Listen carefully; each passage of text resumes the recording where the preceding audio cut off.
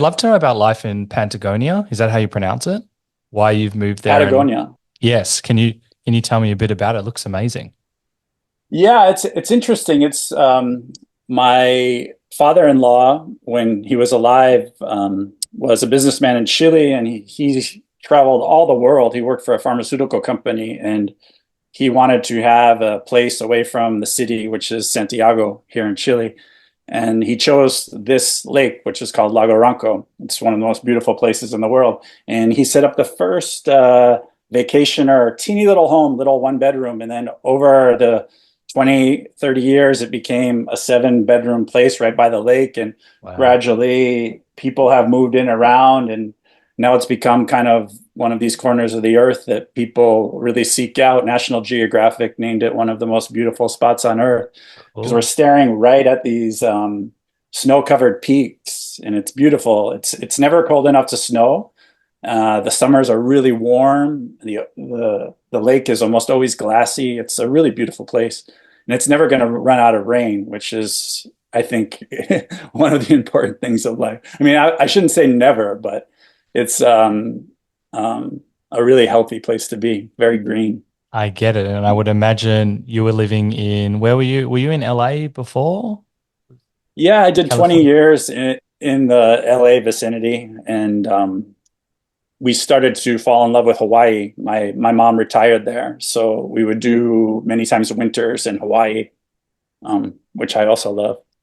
So is this now home? Being Oh, say that again. This is home for now. Yeah, you never know. I find Hawaii to be my preferred home that I would like to reach someday. But for now, we're loving it. We have a dog, a cat, and just us communicating with nature every day. It's really fun. I am Yeah. so jealous. And we were talking a little bit off air about how it helps with your creative process. But does it just change your mental outlook on the world when you get to see all this beauty? You're not around by all the noise pollution and light pollution and all of that stuff. Do you just kind of feel very, I would imagine it's very different to LA life. Like LA life can be quite busy, and here just seems more relaxing and calm. Yeah, LA life though has beautiful beaches, which a lot of people in the film industry, I think they make jokes that I've never been to the beach maybe once or twice, but I was someone who was at the beach 4 times a week at 6 in the morning to try to surf before the crowds came up. So I really appreciate the beauty of LA. I think it compares a lot to Melbourne or Sydney in the way that we have a very huge coastal community that isn't connected at all really to the film industry. There are certain producers, actors who surf, but they're two very distinct, different worlds. And I found that world to be um, such a relaxation from the industry. If things weren't going well for a project, or I was just dealing with the headaches of filmmaking and trying to get scripts sold, I would go surfing and it would just completely wipe away all those worries and all that tension. And I loved having that. So you have that here, but you don't have the city, you know? So I do like the LA environment. And Hawaii is also very beautiful, but you don't have the industry there either. So every place has its own benefits. And Pros and but for cons. me, LA is the best of everything because it's super beautiful. And then you have the wonderful movie theaters, which were my church, you know, through my whole life. So Yeah. would you go back to LA then? It sounds like LA's kind of got the best of the of all worlds. I think I'll always visit LA for months at a time, but I prefer Hawaii now that I'm older. I love my 20 years in Los Angeles, but but yeah, I'm open to anywhere. I love to travel. We just got back from a month in Bali. I also love there, you know, so there's so many cool places on earth. I was, you're living the life. I was looking through your Instagram as well, and just, I know you said surfing's 3 hours away. I was wondering how do you cope with that? But just the nature, the calm is what I'm craving. It just feels like this is a great place of where you're at in your life. But how do you manage for 3 hours of surf away?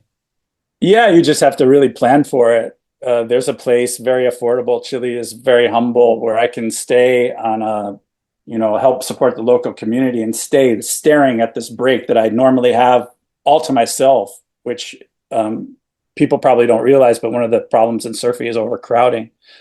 good surfers. Surfing is great, so more people discover it. Spots get crowded, but I basically have this wave all to myself. So I'll watch the charts. I'll see how the swell is going, and then I'll book 1 or 2 nights and just sit by a fire and have a wave all to myself for 3 days, which is kind of the dream, really. It is the So dream. even though it's more effort, it's a special way to be able to enjoy what I like most in life. Yeah. I like this, I'm getting a picture of you and the calm that I'll put it to words. It's very interesting. Also, we've spoken to a few people, but not that many, about the surfing culture in LA and how good it's been for their mental well-being. You alluded to this before, and I have a quote of you where I believe you said Hollywood can be poisonous, and surfing really helped me for that 20-year period. So I'd love to know a bit more about it.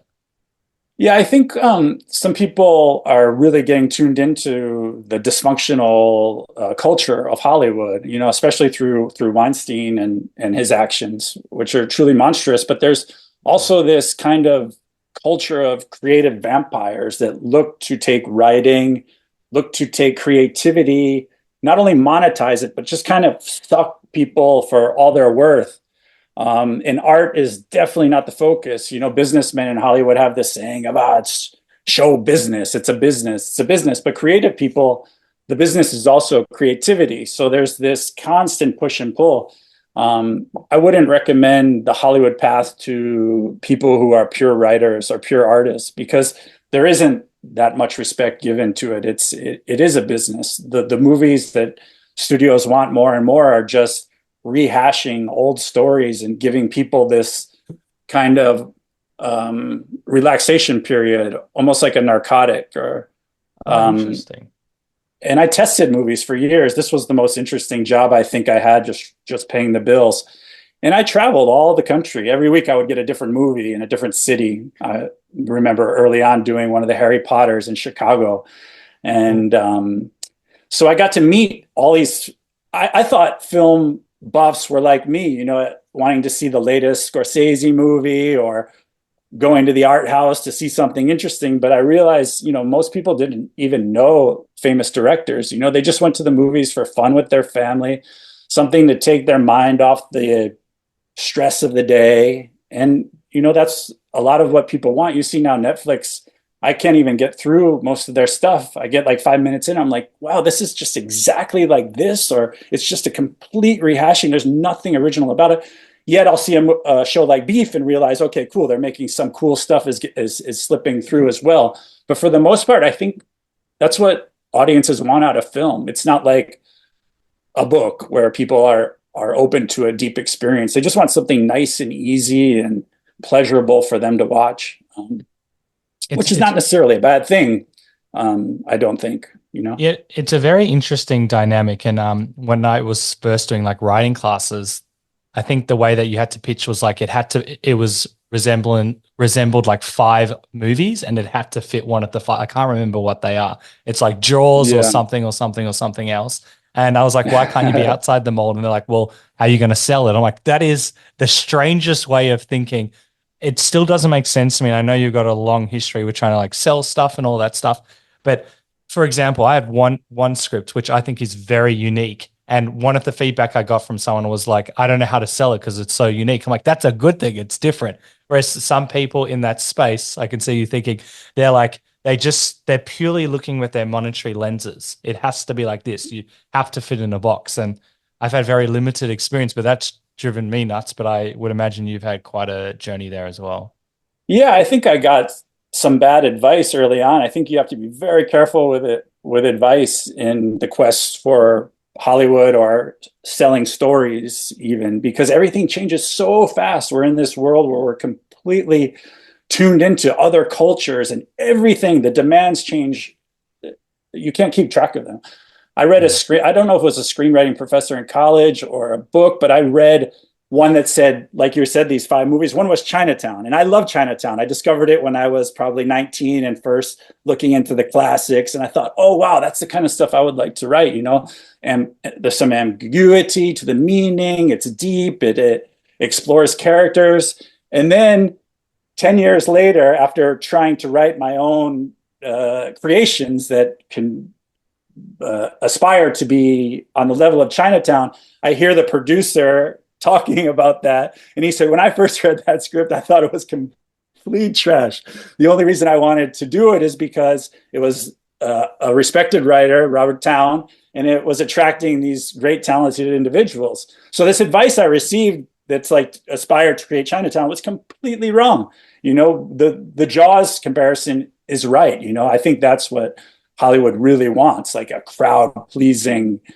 Like even now, when I look at a streaming service, I see 20 shark movies. So that Jaws effect is still very active, and something visceral about the horror of a shark. Probably can't go wrong with that. But even if you do write like the perfect Jaws, it's still nearly impossible to get a project going. I think it's a little bit misleading to say, hey, all you have to do is write like something great. No, no, no, no. You have to write something great and get completely lucky with the chain of love that comes from that project. The agent has to love it, and then the producer has to love it, and then actors have to love it. So if you're looking only to make screenplays, you have to realize that it's not purely your work. At least with writing a book, which I focus now more on books because it's a finished product. A screenplay is a blueprint. It's purely a blueprint for making a film, which is a director's medium, because you have to deal with actors, you have to deal with sets, you have to sometimes create giant, expensive effects. So the script is not, it's respected as a piece of writing, but it's very malleable. So if you get really married to what you write as a script, it's better to be a director, in my opinion. I didn't start having any success in Hollywood until I finally said, I am directing this script. And I went out to people with that intention. And that's how I got my funding for my first film, The Donner Party. Before that, I had lots of praise, lots of, we call it the water tour of Hollywood, where you're going in an office and they say, hey, you made the great script. It's great, but we're not going to make it. And then they would try to get you really excited about their commercial projects and really try to pitch yourself to write. An early one that I was not offered, but in the conversation for was Scooby-Doo, but I had just spent a year writing what I thought was this great script, and I had no interest. And looking back, that was probably a mistake, because part of early on is you want to jump in other people's projects if they like your writing. But at the time, I was just so obsessed with getting the project I had spent so much time produced that I really had no interest in that. I think, but anyway, you move on. And I realize that if I don't write anything unless I'm going to direct it now, because it's just too heartbreaking to spend a year writing a movie and not see that movie made. It's not part of my creative process anymore. We'll talk about fear in a second, but my biggest fear in life is I've written at least 10 scripts. And then my biggest fear is that they don't get made. And we'll talk about that in a sec. But the thought of directing has only popped up for me. And I've never directed anything in my life, maybe just like off my phone, some skits like that. But that thought's becoming a reality. I actually might need to learn how to do this. Did you always have the directing bug, or did it come out of a necessity to get your stuff made? Yeah, I did. I mean, I fell in love with films very early on. My mom was a huge film buff, as well as being an avid reader. We have great libraries where I come from, so she would always have a stack of books, but then she would take me to films, adult films from an early age, Woody Allen movies, and we would discuss them at length, what the meaning was, what the shots meant. She was a very creative individual. So I looked at an old notebook, and I was writing reviews of movies when I was like 9 and 10, like little reviews. Because back in the day, newspapers, each local newspaper would have their own reviewer, and that doesn't exist so much anymore. I think I came up in a time where movies were quite sacred. Going to the theater weekly was an activity you really look forward to, and discussing the movie was important. I think now kids, they just have so much other stuff. I'm phone, Netflix, a small screen, you're WhatsApping yeah. everyone. And not only that, but they have guys on YouTube their own age that have these great creative channels that they can feel really identified with. I don't see it as being such a negative thing. I think art and culture, it just evolves and it changes. Agreed. And I think that the reverence for that 2 hour form sitting in a theater is definitely fading away. I watched the Dune Part Two in the theater because when we go to Santiago, we don't have a theater anywhere near here. Like even 4 hours to drive, we couldn't find a theater. But when we Wow. go to Santiago, we always try to see a movie in the theater. And I sat near these two young kids, and they're on their phones right up until all during the trailers, which I start getting nervous. I'm like, oh no, they're going to Because text the of entire movie. I'm going to hate the this. I'm going to have to like speak with them, but I don't even talk Spanish. Like, how am I going to explain to them they shouldn't do that? And I said, look, just zone out, just observe these two watching the movie, these young kids, and see what they do. And they're totally into the movie. They're looking up the stars right before the movie. I could see on their screens. And then the movie comes, they finally put away the phones and they sit there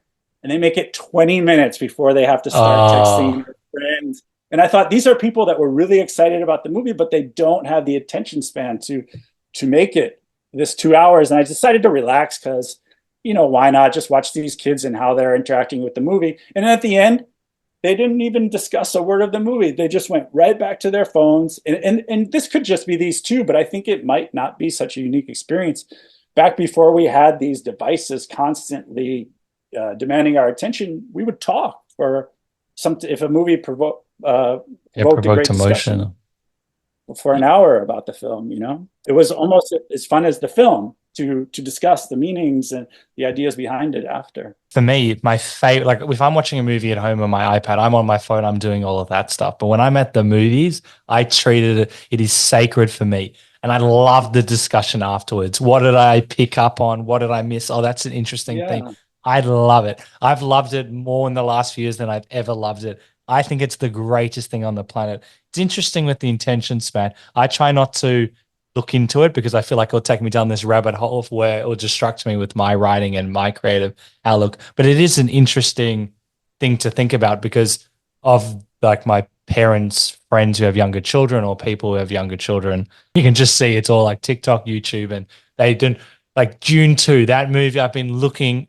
Oh, that was a masterclass. I loved it. And the thought of being on my phone during that would have broken me. Yeah. Yeah, but I mean, even when you say you look at a movie at home and have those things out, I never do. When I put on that 2 hour movie, I have complete respect for I mean, sometimes I'll turn it off if it's not hitting me, but I'll Yep. never do multiple things during a film that I'm enjoying. I find it, I need to lose myself completely in the vision and go with it to really enjoy it.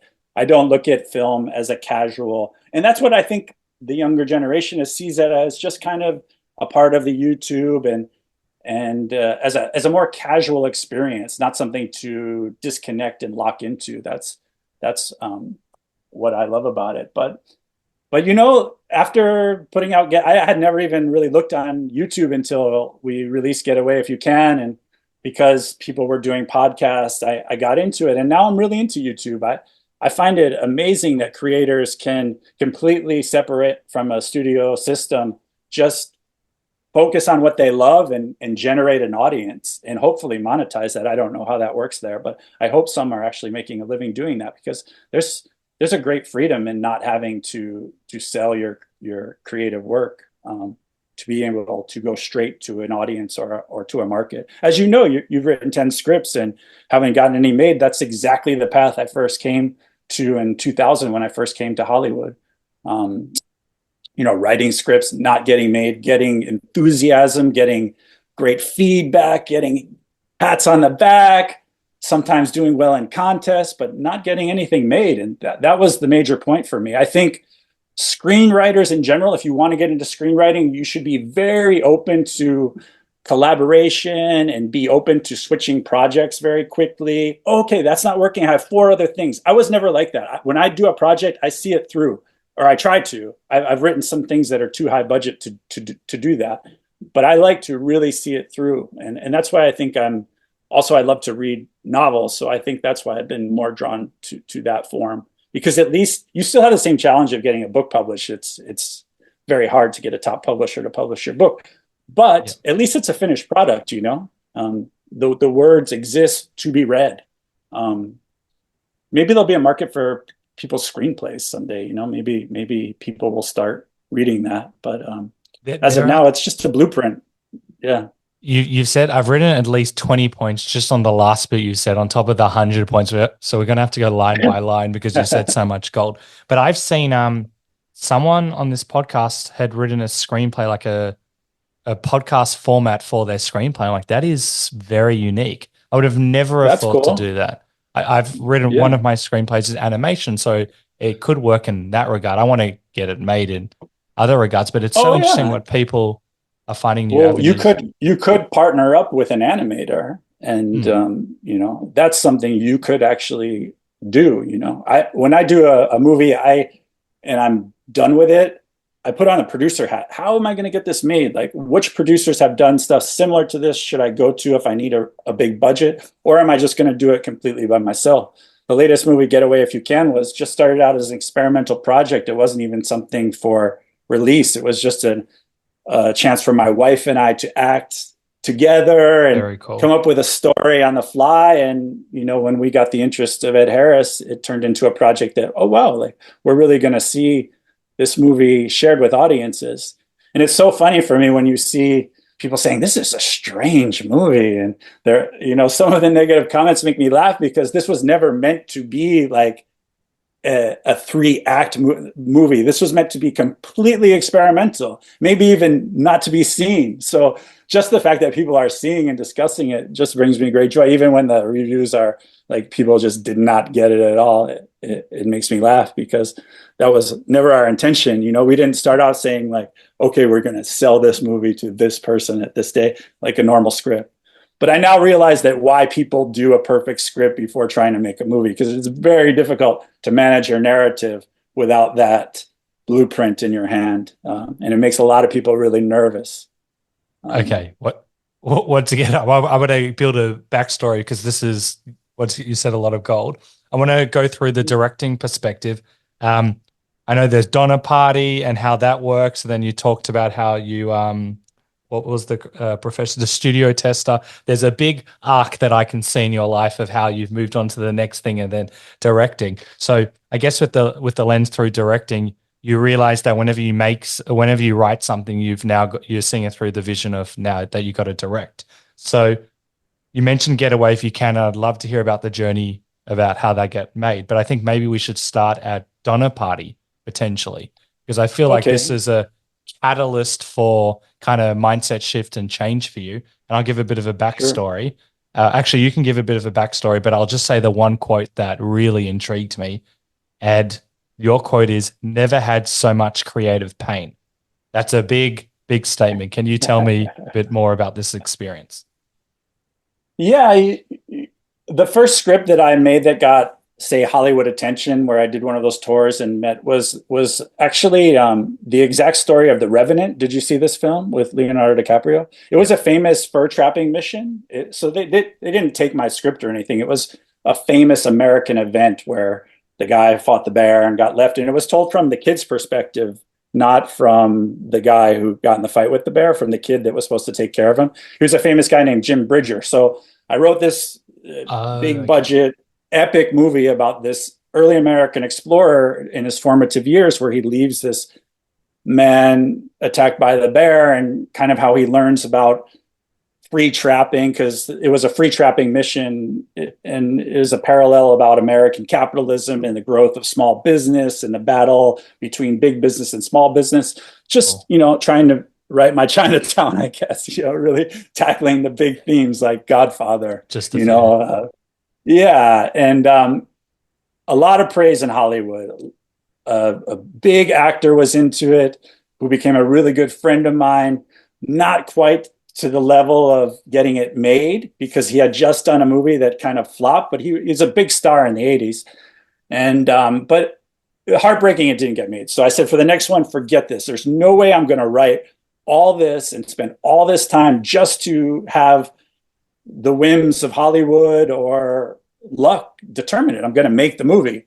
So during this process, I discovered the Donner Party. I don't know if your Australian audience would know about the Donner Party, but it's something you learn about in school. It was a group of westward migrants coming to California that got caught by the early snows. They made some poor choices, and it resorted in cannibalism. They got stuck too early. They tried to take shortcuts, a lot of lessons about planning, and it was one of the great American tragedies. And there had never been a movie about this. And there was a group that left to rescue the others that was pretty small. And I said, wow, you could make a contained thriller just about this small group. I never intended it to be called The Donner Party. This was a studio decision later on. It was called The Forlorn. They were the forgotten hope, and they went across the mountains. And it was just a small, intimate story about this small group. And I said, I'm making this. I'm gonna max out credit cards. I'm gonna do whatever it takes to make it. Oh, I'm so gonna on do my your Robert. on your I, I I didn't end up doing that, but I said this is the plan. I'm gonna first take it to the Hollywood channels. Why not? I have connections and see what happens. And I took it to the manager who had taken out the other script, and she goes, "You wrote another period piece? Are you an idiot? Like, I can do nothing with this." And I said, "Well, I'm making it." She's like, "Yeah, right. Like, you're gonna make a period piece movie," just like laughing at me, like, "There's no chance you ever get this made." And I Brilliant. said, "Okay, well, we're not in business together anymore," and that's fine. Like, one lesson creators should take is when you get rejected by a manager agent, it's a good thing. So they're not passionate about your work. It's going to go horribly for you.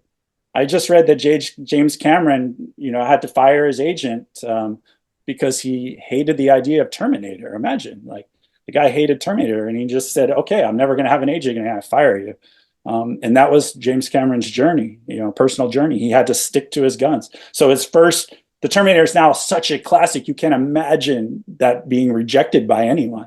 I agree. It's so wild that someone wouldn't just see the masterpiece that we all see. One example, Yeah.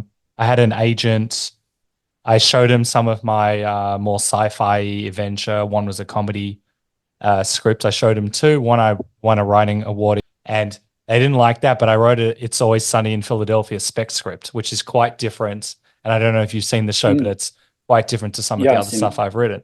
And so they loved Yeah. that, and they would have offered they wanted to work with me pretty much on that, but they didn't like my other stuff. So I'm like, well, if you don't like that Yeah. stuff, the stuff that I've written that isn't a spec script, then you're probably not the right person to work with if you can't see the vision for all of the other. Well, only sent them two, but Well, it sounds like you're writing in a lot of different genres, so it's cool that they liked it enough to look at your other stuff. Many people just say, "Hey, I pass. I don't ever want to read anything by you again." oh yeah, Like, this is a interesting. very Hollywood attitude, like, you wrote something bad, like, never send me anything again until you make a huge success, and then everybody wants to read your stuff. Obviously, Yeah, after Terminator, I'm sure that agent called and said, "Hey, James, I I didn't begged. see it. I'm sorry. Please take me on."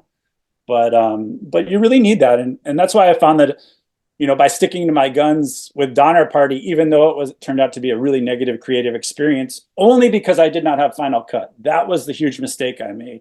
When you're working at low budget levels, you need to have Final Cut because you are the writer of the script. I think the producers at the time didn't know how rare it was that Gary Oldman wanted to do the movie based on my script. Barry Pepper, who was really big at the time, coming off of Saving Private Ryan, really wanted to do it. Norman Reedus really wanted to do it. So when you have a script and you're not offering these guys big Hollywood money and they really want to do it, producers have to realize, wow, this is a very valuable piece of material. These actors are, and I don't think they were too green to realize that at the time. So yeah, they couldn't make it work with these actors, like, and it was so frustrating because I'm like, we have Gary Oldman. For me, he was like the top. Maybe him and Daniel Day-Lewis, Meryl Streep, just these guys that are chameleons. For me, it's a gift. You can be a good actor and play yourself and tap into your emotions and be convincing, but to be a chameleon on top of that is such a gift that I think very few people possess. So Such having a him skill. into it, like, I had the whole vision of the movie. Like, he had basically said, "Hey, I need independent money, not Hollywood money, but I'll do it for this." And I thought, oh man, like, so from that moment on, it was a bit of a failure, right? Because you have your favorite actor ready to do the movie, and it's not coming through. And then the movie was told. This poor kid, he had such heart. Little kid, snuck out on the journey because he didn't want to stay trapped in the mountains with the main group. So he snuck along, and they didn't find him sneaking along following until like 3 days in, and then, tragically, he dies. And the whole script in the beginning was told from this kid's perspective. So you're like, oh man, this kid's going to make it. And then the kid dies and you're just like, whoa, almost like that psycho Oh, moment. And it's so yeah. tragic. So all through pre-production, the budget keeps getting smaller and smaller. And then finally the producer says, hey, we can't afford to have the kid. And I'm like, what? We're 2 weeks out and we can't have the kid? Like, do you know how important the kid is to the story and how I conceive it? Yeah, but either make it work or we'll find someone else. And it wasn't like Oh, I had the script protected. It's a historical event. He could have just said, hey, I'm making a movie about the Donner Party. You're out. So it was this attitude of, hey, I'm your producer. You're going to do what I say. And I was like, I was prepared to put my own credit card money on this thing. Well, you didn't now, man. Like the train is moving. so you're like Like you either stuck. want, yeah, you either want in or out. And I opted to go in, but in many ways I regret that. I would have liked to see what film I would have made just with my own creative decisions. And I'm not saying like the choices they made were bad. They just weren't the choices I set out to make on the film. Not your So it's a vision. very, yeah, not my vision. And at that budget level, it should have been. I mean, they were trusting my script. All of the actors committed based on that script. There's no reason why they should have had a final cut, It, in that case. I want to dive deep into this because you like skimmed it. This is, first of all, amazing that, you have a script where all these actors are so interested. That's extremely rare. I want people to understand that even if you've got a great script, it's very hard to get it out there. But then the actors that you named, that's brilliant. Like, and they can accept $10 million roles for anything that they want as well. And it obviously hit them in their core because they wanted, it meant something. It meant so much to them. Yeah. And that's where it comes in handy to write something that at least aspires to depth because the actors can see that this is not a typical retreading of a Jaws story, That's and they say, "Oh authentic. wow, this is interesting, and I can connect to this." So there is value in that, but to get to those actors is very hard because generally you're going to have to go through the Hollywood channels first. This was the independent route, and the independent route and the Hollywood route are so different. Just from Australia, you can pursue the independent route. Anybody in the world can. Movies are popping out of all of these unique and interesting places. Um, yeah. Yeah, but I admire you for, getting to this stage, picking this piece that obviously, was important to you as well. And then when they have that conversation with you about the kid, and let's just say that was the only change they made, but that's not small change, but that change changes the tone, it changes the direction, it changes the energy of the film. And then a And what it decision does like is that, it sends you as a writer director into a complete panic only a few weeks out of production because I am the one who's in charge of the story and the script, and I'm seeing now have to completely reimagine everything. So you're just playing catch up, and you're caught in this fear and nerves, and it wasn't the way to work. We got through it. It got released. It played on Showtime for 3 years, which I was quite proud of because the actors really gave nice. their all. The actors we did finally get. Crispin Glover is pretty well known from Back to the Future. I was happy to have him take part in it. Nice. Um, but yeah, it's not a movie I'm particularly proud of, and I think it could have gone differently. I don't like to live in regret. One of the things was that movie did not get into Sundance, as many great films do not get into Sundance. But that year, one of the actors had another film in Sundance, and this was the year that the Sundance Channel was really big, so you could actually live watch. And this Oh, reporter had seen the Donner Party, and he went to the Sundance premiere, and all he could talk about on the red carpet with this actor was the that's Donner Party. great. And I thought, oh, how cool! Like here, because in those days it wasn't like you weren't so linked into everything. Like the movie just, the producer and I had lost contact, and then the movie just shows up on video shelves, like 20, 30 copies, and then it's out. It wasn't like today where the streaming is such a Yeah. big deal. We were an early streamer on Netflix, but that wasn't even, it was new then. It was like, oh wow, we're playing on the computer and you could watch it streaming. How cool. But I remember going to the video store and saying, wow, like I worked really hard on this, and here it is, like right near all these Hollywood movies, like 30 copies of it, and they're all taken out and they're all being rented at the time. So there was certainly a victory in that I was able to create something, have it made, have it become a product that people are paying to see. But at the same time, I wish it had been the vision. That bridges into the creation of Getaway If You Can. And I vowed, I learned my lesson on this. I want to make a movie experimental. I want to make a movie with no connection to money, except my own money that I'm going to spend on it. No connection to trying to be anything genre or sellable, just the story, organic to my taste, my sense of creation, and partner with my wife, who I think has the potential to be a fantastic actress. And that's where that project started. And it took many years to finish, but I'm really proud of it. I think it's a film I can stand behind for its uniqueness and its ambiguity. And those who find that are very vocal. We get reached out anytime the movie comes out in a different territory. My wife or I will get these messages saying, "Hey, this was my favorite movie of the year." At least one or Cool. two, in each Yeah, place. Which, even one to get one person. yeah, And there's a lot of movies as well. Congratulations, that's awesome. yeah, and we actually made a best of list that year, which I don't know if people understand how hard it is for an indie film to make a year end Wow. best of Yeah. just one. But it was cool for us to Get rid say, of "Hey, the like, just. Get rid of the just. Change your yeah, language. That yeah." is epic. I Yeah, like it. yeah. I Well, my goals are so big. You're working with Ed Harris, like you have a chance at an Oscar. Like the Academy wants to give. He is one of the greatest actors of his generation. So my goals are lofty. Not when I start a project, but when I release it, like I am going straight to the top. So anything else is a bit of a disappointment. But at the same time, I take joy in the small victories. So that's why I say just like certainly when we released this film, when we finally saw Ed and we said, wow, like now we really have something, our goals were huge. So I don't mind that. That's why I use the word just. Okay, great Yeah. clarification. Have you always been this big dreamer and had big goals, or you immerse yourself in a project, you get absorbed in it, and you're like, you know what? This is great. I put my heart and soul. I want it to be the biggest thing that it can be. Where did this come from? Yeah. I think I wear two different hats. I wear the creative hat. So when I'm creating, it's just all about the creation and making that as good as I can get it. And then when the producer hat comes on or I want to sell this, it becomes, all those dreams. Oscar, why not? Probably never going to happen, but why not? Why not shoot for that? Why not shoot for Ed Harris to play my father in the film? A casting director at the time told us we were crazy. We would have to mortgage our house. You would have to take 17 different jobs to even have a shot at him saying no to you, which he will do. And I said, oh no. Like I met him at the Academy Awards and he seemed like a really decent guy who's really into the art.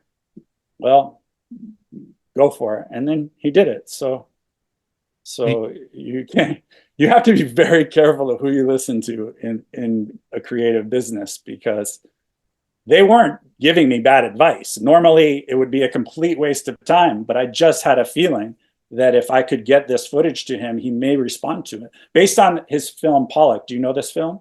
He No. plays the American painter. Do you know Jackson Pollock? Yep. Was a painter who painted in splashes, very innovative for his time, very tragic figure. But Ed put his own money into that project and basically mortgaged his house to get to the finish line on it. I didn't know that. So yeah, I We was working at studied the it Academy. at school, a bit Oh, you about the did? history. Nice. Yeah. Sorry, go on. Yeah, that year that he had finished that film, it was nominated for an Academy Award, and I had met him. I was a page that year at the Academy Awards, which means I was assigned a few celebrities, and that was my favorite film of the year. I just thought it was a personal film. I thought it was a great lesson on the dangers of creativity and how dangerous they can be for innovators. And I told him all this, and he said, "Thanks, man. You really got the film." And we talked for like 25 minutes. When I sent him the letter about doing our film, he hadn't even remembered that conversation because he's just probably having 100 of those. Like he's so busy. But I remember the connection was there that if I ever had something of worth, I would like to send it to him. I really like his vibe. I like the way he approaches the industry, and I had belief that, and sure enough, it all worked out. There's so Um, many things, and going back to what you said, it was surrounding yourself with the right people. And it also takes this like chutzpah, the balls of you, a lot of people in Hollywood were talking about ego. They can be like, oh, he's just a fucking pager. If that's is it called a pager or page? I don't know the term. He could just be, I don't want to Yeah, deal with this. yeah, that was just a weekend job. That wasn't even my full-time job, but they could have easily said, yeah, he's a movie test Yeah, like, screener I don't or know. whatever. Like, who does he think he is? Like, Exactly. And for him to, it must speak to his ego. I don't want to like get behind his personality, but obviously you guys have collaborated really well. But huge of you to, obviously approach it in a nice way, because a lot of these people probably get, read my script, this will be amazing. But you obviously approached it yeah, with grace and obviously like reading the energy between him. But then it's also really awesome that he can. I know it took a long time. I think it took 7 months from when you sent it to him, and I want to hear about the journey of how long that took. But I think it's amazing. You were told don't ever approach him, and you did it. A lot of people, when they get told no, they stop. That's the end of it. Even as an accountant, you can't do that. Okay, I can't do that. And it's very interesting. It doesn't seem to be a theme in your life that yes, you've had no, you don't get the final cut, but you at least try to explore and you do things. And I think that's a really fascinating characteristic. So I'd love to know more. yeah. I think that speaks to the independent filmmaker in me. You cannot take no's. I mean, to be an independent filmmaker without proper money to do film projects, you have to be resourceful. You have to just strive to get your film done. And when I knew that we were going to create a character of the father, I was not going to go for just stock actors that we could pay a certain rate. I was only going to go to someone who I thought would fit into the project and transform it, give it validity. And that was Ed. Um, and it was really a letter. I had already, had a, a way to contact him. So it wasn't that hard. It wasn't that big a risk, to take time to really share my vision in the letter. And then we had a link to what we had shot.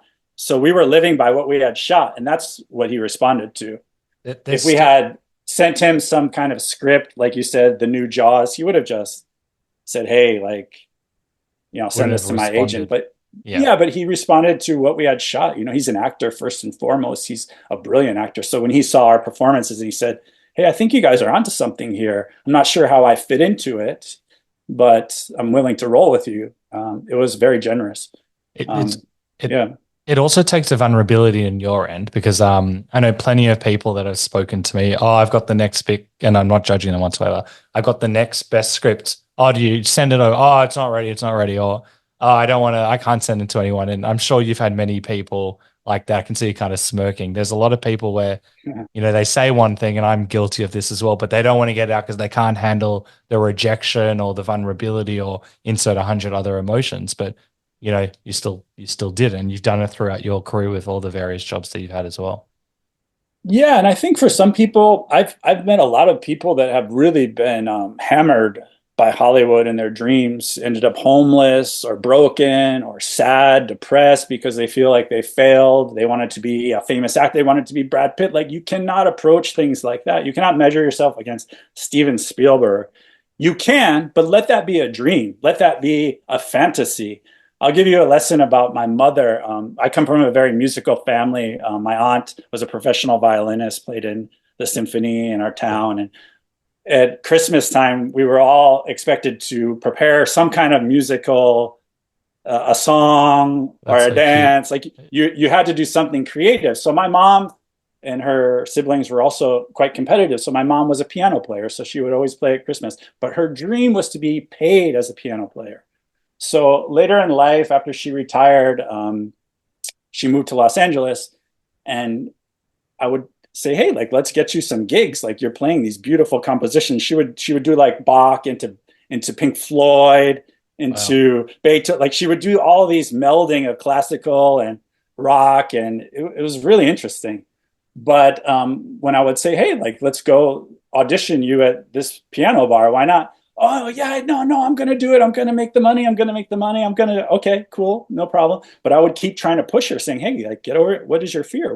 What's stopping you here? You're great." But she would have this very strong fear. And then finally, she got a job on a very small production, like a 90-seat theater, just playing the piano in the background and doing some improvisational work. And I come opening night, and Nice. she's so nervous that she's talking to me during the play, ruining the performance of stage fright. Her heart is beating out of her chest. Wow. She cannot barely touch the piano keys, and she's just suffering from paralyzing stage fright. So afterwards, I never tried to push her, but she still had this fantasy. She was going to make money at this, and she was enjoying it. And I never gave her any more pressure after that, because I realized her fear was telling her something. She did not have that ability to play in front of others, although it was a fantasy for her. And I find a lot of, especially actors, will come to Hollywood and they just want to be famous. You know, they don't realize how much it takes, how much luck, even if they do go to acting school. And I've heard a lot of your guests just say, hey, just do it, man. But they're like Juilliard scholarship winners. I can see like if you're winning a scholarship at Juilliard, you probably are on the right path for acting. But if you're just moving there, like some people completely leave a well-paying job with a family because they want to be a filmmaker, or they mortgage their house. I've heard these crazy stories. Like, it's very risky. Like, listen to that fear. You know, you can journey into the creativity on very small stakes without taking too much risk, and see how that works for you. But there's seems to be a need to weave money into the fantasy or awards. And that's very dangerous, because you need to fall in love with the creative process first and have that work independently, I think, because I love writing. For me, that's my favorite thing in the world. So I would do that whether or not something is going to sell or get made. That's what's it for me, right? Same. But then when something's good, I think it's good, I also want to see it made or sold. So I have that hat, but the writing will go on. I will never fail, because I'll be writing probably until I die or my brain works well, you know. It's just something I love to do. I love that perspective. I think that's a winning mindset. I think I've had to develop that, and that's what you see from a lot of people. Like, as you said, you can be a piano player, but you don't need to earn money being a piano player, performing in front of people. You can be a piano player at your home, performing with your kids.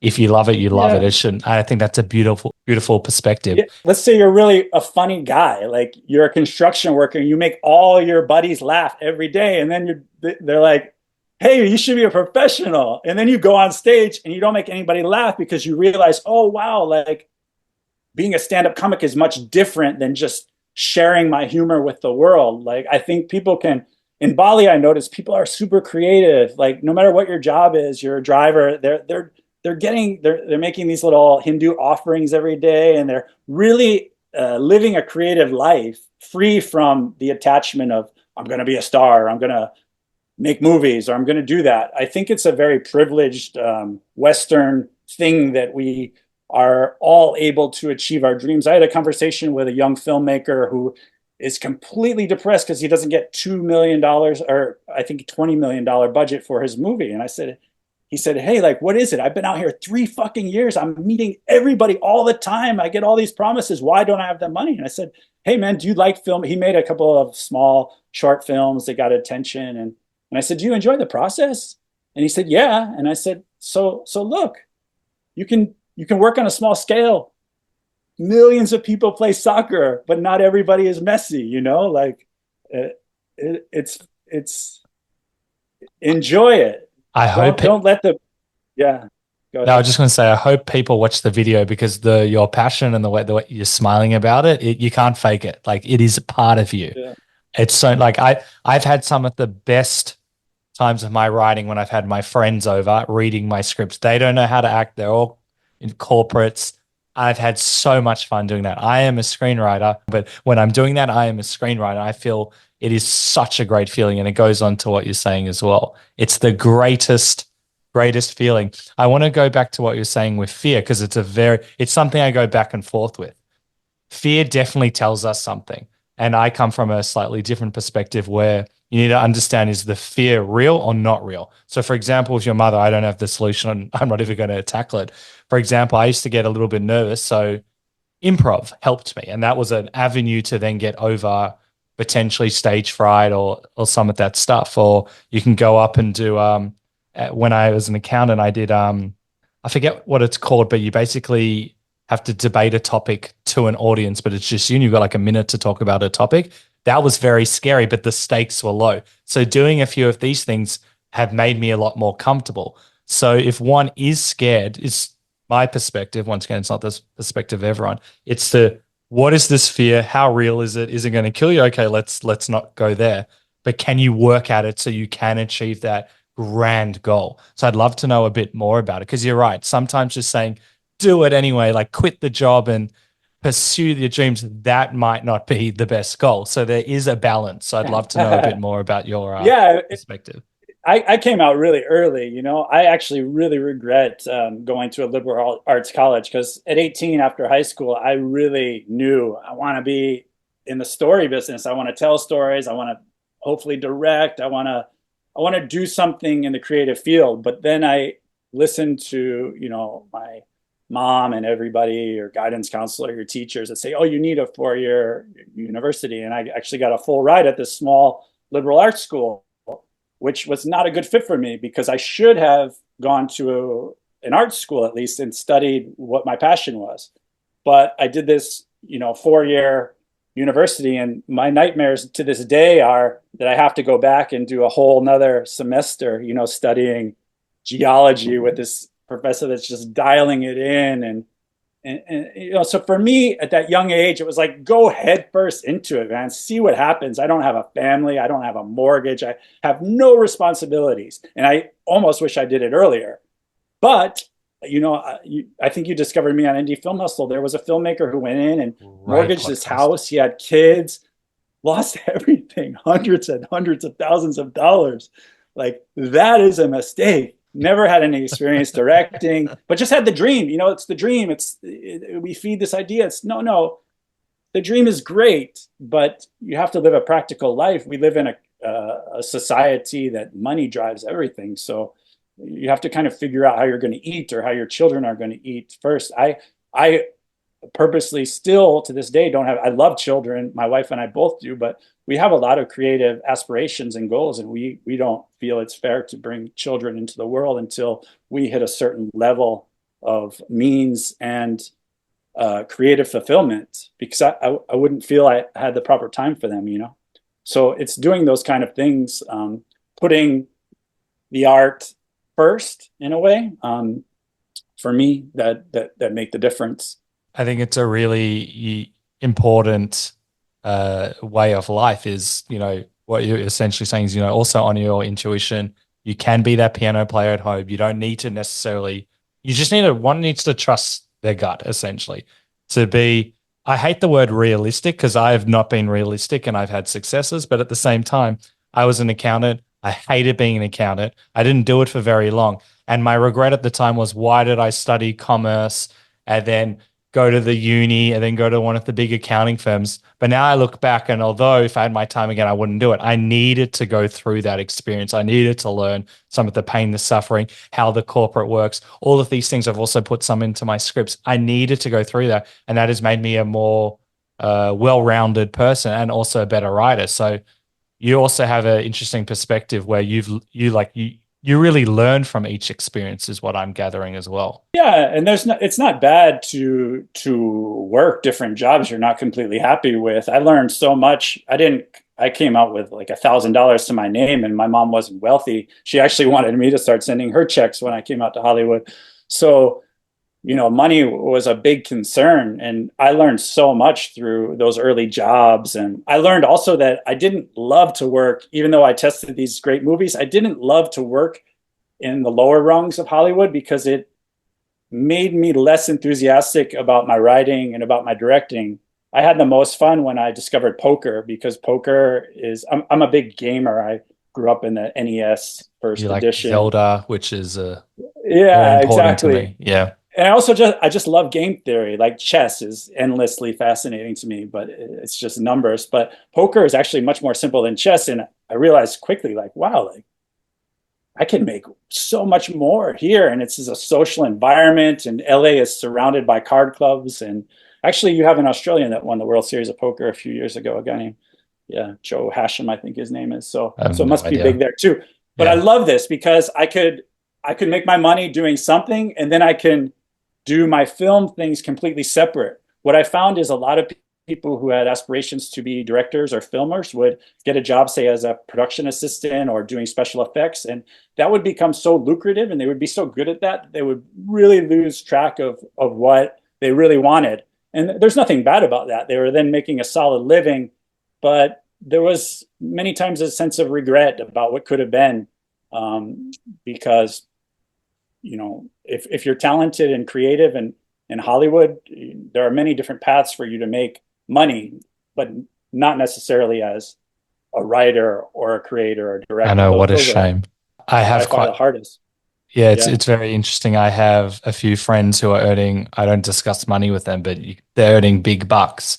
And they're now at a stage in their career where they feel they can't leave to do the thing that they want because they're earning Sure, it so can be a much money. trap. Yeah. And I'm like, Yeah. that's so interesting. And I've been reading, you've probably heard of it. I've read a book and I talk about it all the time, the top five regrets of the dying or the top regrets of the dying. And Yeah, I haven't read it, but I've heard you talk about it. it's a game-changing book. And some of my friends have quit their jobs, high-paying lawyers, going in different avenues because there's something within them. I'm not saying that they're going to be a screenwriter, but they realize what they're doing is not fulfilling them. They don't get, yes, they're getting a lot of money and that's great, but the job is killing them. So they're looking at other avenues or trying different things, even if it is within a different accounting landscape. Like a lot of people want to be football players. And so one of my friends, he works in like the strategic aspect of football. He's not a football player, but he's found a different Sure. avenue. And I think He that's, found a way to yeah, make money in relation to what he loves. Yeah. exactly. Yeah, it's interesting. I think the younger generation is realizing that money is not only the Yeah. answer. You're seeing pro athletes all across the board retiring very early, which you would have never seen, and just saying, "Hey, like this sport or this life, this quest of competition is not what I had hoped it would be." Um, I certainly felt that coming out. I played soccer most of my life, and Oh, just tapping into that competitiveness was not what I wanted in Hollywood. I love the communal aspect of creating a oh, project. So when I came out, I really tried to be Zen like about this is not competitive. I'm not competing against other writers. I'm not competing against actors. Like when someone talks to me at the project, great luck, support them. I really feel it's not at all the creative path is not a competition, and I don't ever want it to be. I Um, agree. To adding on so to that point, like you mentioned, indie film hustle. I've been listening to that podcast and I encourage people to listen to that podcast. Your episode is amazing, by yeah, the me way. too. Oh, And thanks. people, whenever I talk about other podcasts, like a few people I know have done like inverted commas similar type podcasts to mine. And I'm like, and they're like, aren't you? I'm like, why? Like, first of all, I don't own like failure or comedy or any of the examples. Like, the more podcasts out there, the better. It means one, I can grow. There's more eyeballs Yeah, on certain topics, and people can come from such a lack of abundance mindset. And I love it. So what I've been doing recently, and I don't even know really why. I've been reading so many people. I've been doing this writing course and I've been reading so many people's scripts for free. I don't care. And I've just been enjoying the process of helping the writer.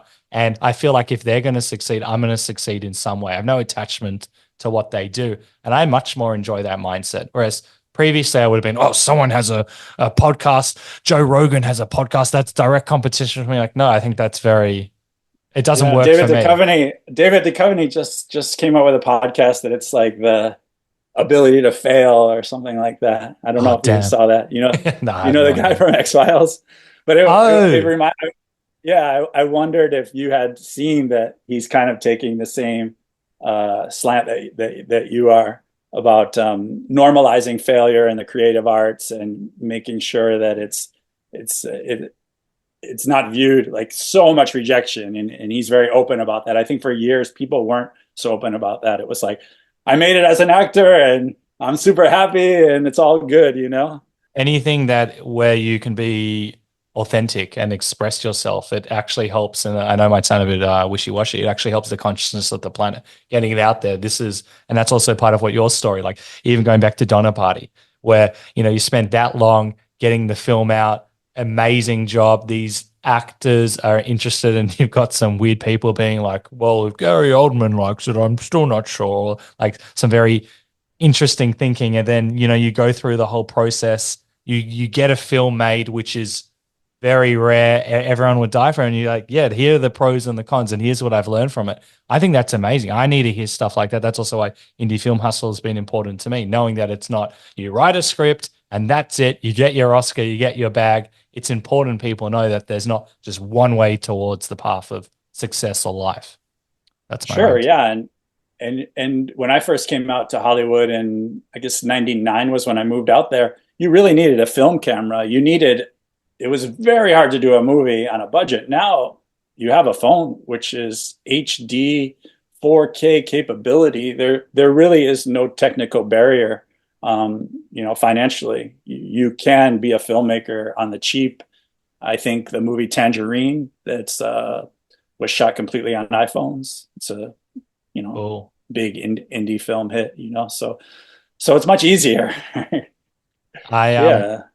I want to go back to what you're saying. Actually, we skimmed over poker. There's a story here. You are a studio tester. You become an expert in this space. The pay's not that great, but you are learning a lot. I know you said it wasn't always in its purest form, and it was a way to manipulate filmmakers. But while you're doing that, you've also, I think, discovered poker. And it's one thing to discover poker, but this is supporting you. You're not just an amateur. You're reading, you're studying, you become a gun at it. How did these two things happen at a similar time? How do you become an expert studio tester and also do very well as a poker player? Like that, it's crazy to me. Well, it wasn't so much that I was an expert studio tester. I was a recruiter, basically, which meant I would go and get a specific audience for a film to be tested, which meant actively going to movie theaters, talking to moviegoers, what were their movie habits. Each film would require a different audience. Obviously, you don't want a horror movie audience for a Harry Potter film. You want families with kids, and Yeah. so that would be my job. It wasn't necessarily anything expert about it, except the ability to be pretty good at speaking to people and asking them about their movie going habits. But in that job, when you were out of town, you also ran the screenings with a small crew. So all the Hollywood people would come in, and you'd be in Chicago, and there you would be seeing them at their most vulnerable, seeing their film for the first time in front of an audience that were not friends, were not family, were just typical moviegoers. I learned so much about how malleable films were. I saw movies play horrible, big, giant, multi-million dollar movies, and then they made some little tweaks and much, much better, sometimes even great from Oh, there. So I really learned how big the audience impact is for giant budget filmmaking. I had some amazing things happen during that time. So many learning experiences. It's crazy. One of the craziest was I was there with a major star who had just got paid $20 million for this film. He was at the peak of his powers, and I'm standing with him in the back of the theater, and they do a little audience polling. And a guy just says, "You know what? I don't want to name his name because I don't want to hurt his feelings that I'm sharing the story." He said, "You know what? This guy really lost it. I'm never going to see a movie with him again. Like the movie didn't play well at all." And they were blaming him. And here's this guy who just made $20 million. And I just wow. see his face like completely drop, turn white. And all the studio executives are kind of looking at him like, yeah, you really blew it. Like they were looking at him like a goalie who had just like missed the penalty shot when it's Wow. completely subjective, like it's just what one guy said, but he had no idea the star of the movie was standing right there as he was saying it. But here they are, just like, because they spent probably $60 million on this film, and they at the time thought they had a dud.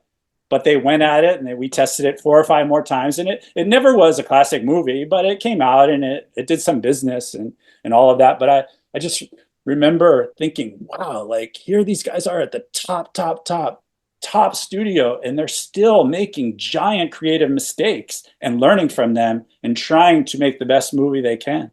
So I learned a ton. Sometimes producers would get their ego involved and completely manipulate the process and try to really take a film away from filmmakers. And I found that to be incredibly hurtful and just bad producing, really, because their ego would be involved and they weren't happy with the creative process.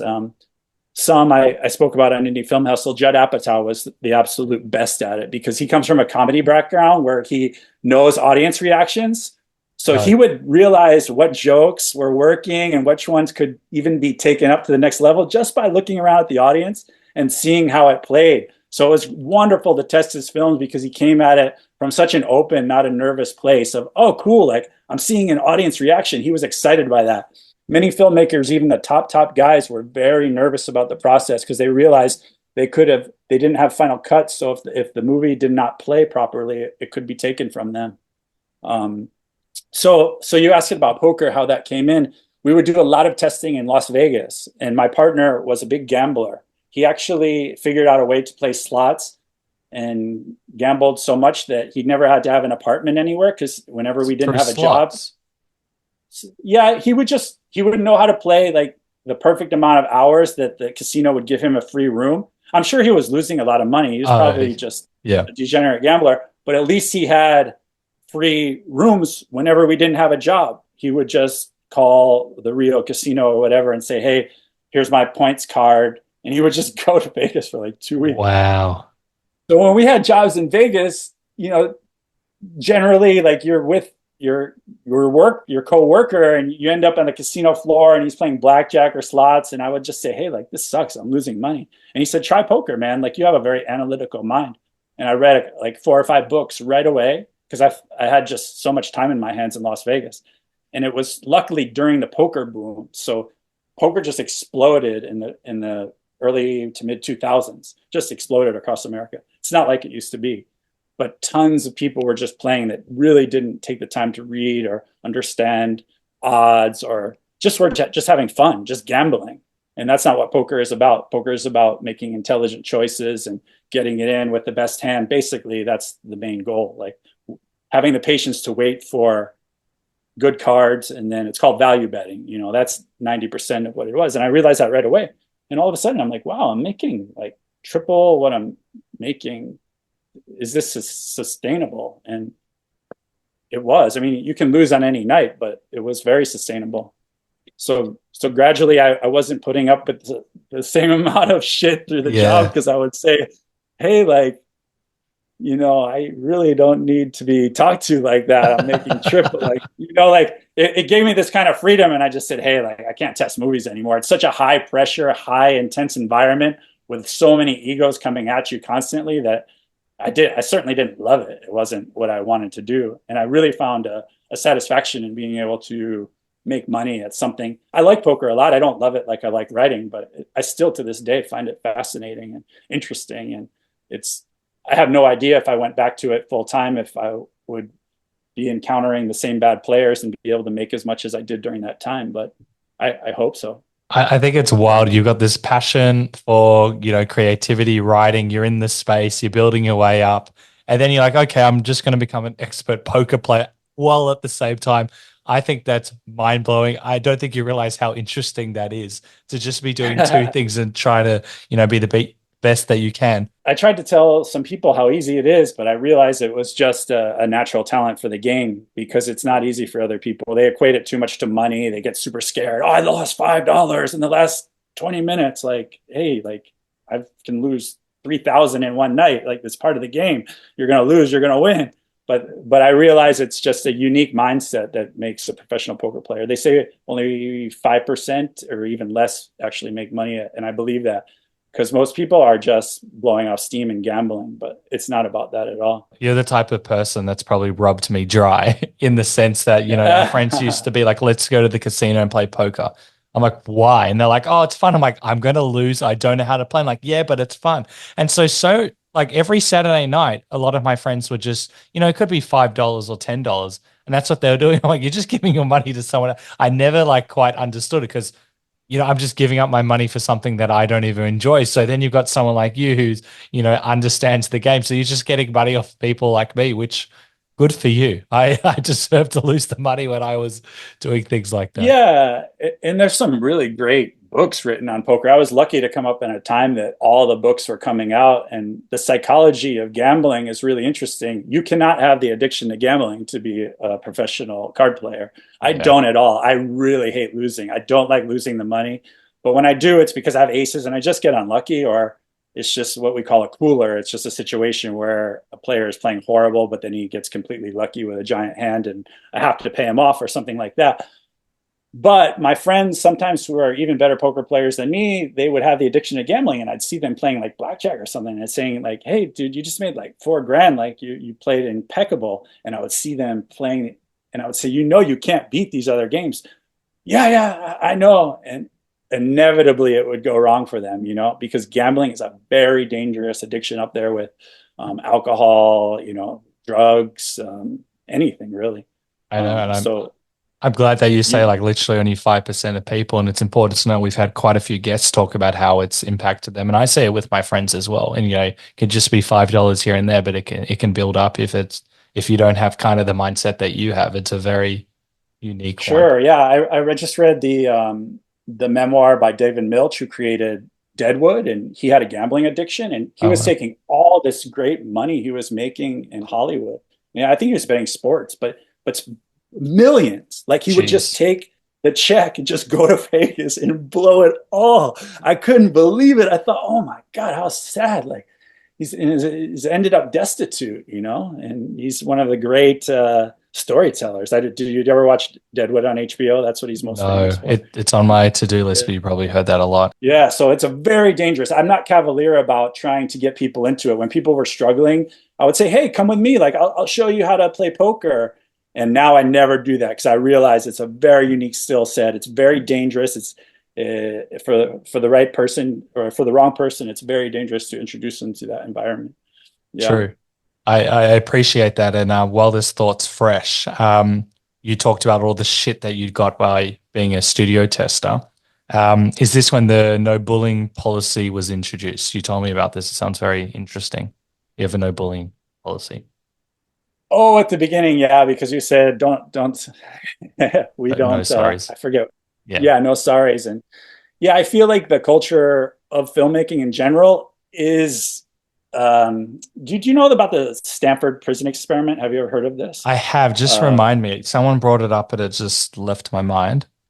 so the idea is that they did this experiment where they created normal people coming in, and you would play a guard or you would be a Yep. prisoner. Yep. And just the idea of being a guard, say you were a psychologist in real life, but you were a guard, being put in this position made you kind of authoritative. And I think the moral was they had to end the experiment because it just got completely out of hand. People took these roles so seriously. And I feel like in Hollywood, there's a culture where if someone becomes a producer, they tap into this. I've worked with so many people that are super creative. They're reading their scripts. They're so nurturing, and then they become a producer, and then all of a sudden they're tapping into kind of this cigar chomping bully attitude that now they're in charge. And it can be a director as well. Like some people see a director as just yelling out of a megaphone of Yeah. the old John Ford out there in the yeah, which is not at all what I think is conducive to good directing. But people take these roles, and Hollywood has a culture of roles. So when you've been struggling your whole life and now you're a producer, you can easily turn into this kind of tyrant. And it's very dangerous, and it turns in at agencies, people who work at agencies. This culture is very abusive to young people starting out. It's like fraternal hazing. Let's see how much I hate shit we that. can give these people and put them through it. And I would have no part of it right from the beginning. And Nice. I think it's certainly hurt how I work because people are not used to that. Like agents are not used to be called out on how they speak to a writer. I would confront people even in 2000 about that, and they would be like, Cool. "Who the hell are you?" Like, I would Who the hell are never try to they? be difficult, but I would try to assert respect and call people out when they cross that. So I'm really thrilled that this is all being exposed now. These kind Same. of tyrants that I work for in the testing business, a lot of them are being not only the sexual abusers who should be in jail, but the ones who are just super mean to assistants. These stories are coming out because there's no need for it. I don't know where that comes from in Hollywood, and maybe it comes in other industries. But here, when you're the Hierarchical. boss, yeah, some of these guys that give these money to these great causes, I've worked with them personally, and I've seen them just abuse their assistants. Jeez. There's movies about it, and they're very true. And I won't put up with that for a second from anybody, and I will never tolerate even seeing it in a working relationship. I I think it's toxic. There's no I need for love it, it. and I'm so proud of you that you could call it out there. And like I have so many words. I don't even know how to say this, but you may have heard on another podcast. But long story short, my first TV developmental deal offer. I think I'm going to have a 3 series on Netflix. I'm projecting, and the way that I was spoken to by this team, and I also heard as a sub point, there was a very famous Australian comedian, but now he's an actor, Tim Minchin. He's done a few TV shows. He also does musical comedy, and I think he was offered this big, massive deal from either an agent or a manager, and he saw how the agent responded to the waitress, something like this, Oh and wow. he's like, "I'm not signing with this person. This person's going to be in my team." Probably lost millions of dollars, but to me, that's a net gain. And so the example I gave with me, this team, I'll just say team because I don't want to say names. I don't want to have to deal with any drama or chaos from it. The Sure. way that they were even treating my lawyers, speaking down, or the way that they would speak to me, and I don't really at that stage I don't really care how someone spoke to me, but if someone spoke to someone else badly, that is you don't do that. And very long Yeah. story short, even though it's being like long story short, like they would say to the lawyer, speak when spoken to, or this is your first thing, so we can treat you this way. Like they would say it, or we don't need to Yeah. pay you because we're giving you this. Like the the most gaslighting you can ever imagine. And like it's so fascinating to me and also horrible that they think, and they've also gone so far with this type of outlook. And I straight away, if that is a thing, I will never work with someone like that. I won't do a podcast. I'm not being involved with anyone in that space.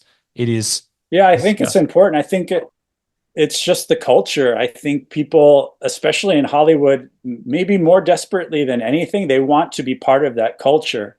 Um, and that culture is broken and it needs to be called out. And that's why I had so much problem on the Donner Party, is because I didn't take that stuff lying down. My producer would say to you, "This is your first movie. I put the money here." Like he would talk like, "Yeah, but it's very low money. I'm not making anything. This is my career." Like we would have these fights, and I realize a lot of people that make it really play the game. They don't challenge people, and um, they are now, though. I think it's changing. I Yeah. hear it is as well, and it's important. You might not be in equal positions, like one might be the director, one might be the AD, but you're equal people. It doesn't matter who you are, we're all equal. And it's crazy that I have to say that. I'm not saying that to be to like virtual to project, but I hear it's Yeah. happening, and yeah, And people aren't perfect. I heard a podcast with Sharon Stone, and she goes, "I know the difference between a misdemeanor and a felony. So you can't like a misdemeanor is just a slap on the wrist." And she says that's really helped her career. Like what Harvey did is a felony. Treating an assistant bad, throwing a cup of coffee on them, which has happened many times in Hollywood, is a felony. But people are also messed up. Like creative people are very messed up. So you have to have some tolerance for people's idiosyncrasies and they're not being perfect people. But at the right. same time, you have to chat about it. You can't just slip it under the rug. It's interesting that that guy turned down that deal. I would hope that if the work was that strong, it wasn't purely dependent on one agent, that I he hope could so. have It sold it was somewhere else. It wasn't Yeah. he. I haven't had him on the podcast yet, but I'd love to know about it. Just a famous story. I don't even know how true it is, but I've heard him in Yeah. the documentary in that sense, and I believe it. That's how you change it. You know you to in the 2000s. You say no. That's how you change people. People are strange. I used to also be a security guard. You could see once people put that security guard jacket on, they were Yeah. I'm like, what are you doing? Like, what the hell are you doing? You don't want to be like that. It's Yeah. better for you if you're calm. Like, anyway, the No, stand. totally. And I used to teach filmmaking on the Universal Studios lot. They used to have a summer program, so it was a summer Cool. job, and you would see these high school kids get into the director's chair, and you would see their brain process what that meant. Some super intuitive, being nice, treating their actors well, some turning very meek and becoming these complete dictators. So what roles we do play on that, and you have to be very careful of that. And People, in Hollywood, it is very dangerous because this hazing mentality is just part of, you start on the bottom and then you grind your way up and you kill everybody that gets in your way. Uh, there's a great book that Tim Blake Nelson, do you know that actor, just wrote, called City of Blows, and he tracks these Hollywood types from their difficult beginnings and how they deal with that as they try to rise up. And it's really, really interesting. I've never seen or read a book that really goes deep into why that culture is the way it is. It's an interesting read. I I, recommend it. I've also noticed the trend of where people are at, and this is a universal thing. You need to work on yourself. How one does that, it can be simply surfing, but building that self-awareness, realizing your triggers. Why do you respond in that way? It could be like parental, you got love through someone abusing you, to really like dive deep into your emotions. And the more, and I'm not saying that I am, but the more self-aware you are, hopefully the better your act with people as well. Because a lot of people are acting on their insecurities, projections, all of these things. We're all very weird. And I think that's, everyone goes, how do we change it? I guess we have to change ourselves first as well, so we don't allow certain behaviors. Yeah. And I also read the memoir of Oliver Stone recently, and he talks about how big jealousy plays into the business, and his own jealousy and the jealousy of others. And I don't know if it's because I'm an only child, but I don't really have that much jealousy. I feel very lucky in that regard. But when I first met my wife, who's such a wonderful woman, I introduced her to my Hollywood group of, I would say, acquaintances, but friends, people who I've known 10, 15 years. And she said, do you know how much jealousy and resentment is running through your group of friends? She said, it is insane. And I said, I think, Wow. yeah. She said, when you mention a film or a success you have, you should see the looks on your, and this was my group. And I thought, wow. So the next time I really examined it, and I had to basically completely separate. I wish everybody well, but I realized it was a complete toxic. Uh, there's outward support, but in deep resentment for other people's success. I guess you guys call it the tallest poppy syndrome, but here it's Yep. more. I want I want to be the center of attention or the star. Like I want to be the tallest poppy. It's not resenting the tallest poppy. It's saying, in America, I think it's more, or in Hollywood at least, it's like, I want to be that. I don't like that you are even striving for that, That's It, kind of the attitude that you encountered there. I've had to, I've developed this mentality of what I was saying before, shared success. If someone I know is succeeded, geez, I don't know, I can't speak, but if someone else Yeah. succeeds, I succeed. And I'm not talking about from monetary. Like if someone's happy, I'm happy. I really believe that. And I was in a friendship group where we would put everyone down. And if you did get a win, like win a writing competition, I'd be like, oh, they'd say a comment. And I did have, my partner's also helped me.